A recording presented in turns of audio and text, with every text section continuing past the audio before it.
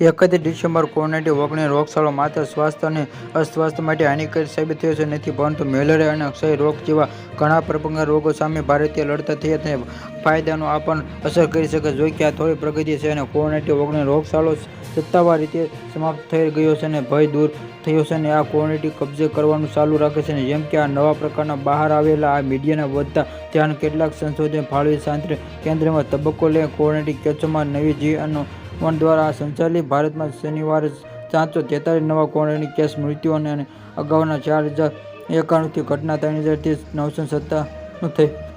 ગયા હતા અને 178 કેસ નોંધાયા હોવાનો અહેવાલ છે. મુંબઈના ચેપી રોગમાં યુનિટી મેડિકલ એન્ડ રિસર્ચ સેન્ટરના કલર્સન ડોક્ટર સી ઈશ્વર ગિલાડાએ કહ્યું કે કોવિડ-19 સંબંધિત સમાચાર કહે છે કે આપણે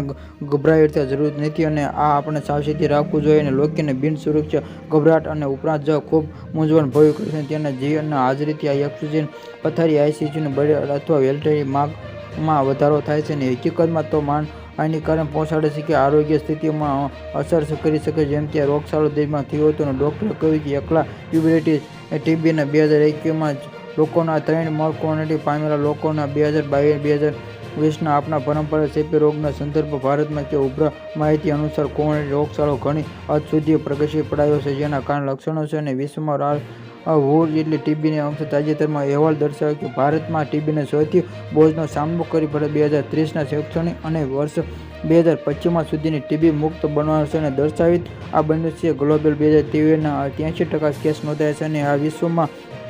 દેશોમાંથી નોંધાયેલા ભારતમાં ટોચમાં 27% છે અને 2037 સુધીમાં મેલેરિયા યુક્ત 2030 સુધીના નાબૂદ 2022માં ક્ષેત્રના દેશોમાં યાદી વધુ છે અને મેલેરિયા 66% છે અને મૃત્યુ સાથે ટોચ કરીને 2023ના વર્લ્ડના રિપોર્ટમાં 94%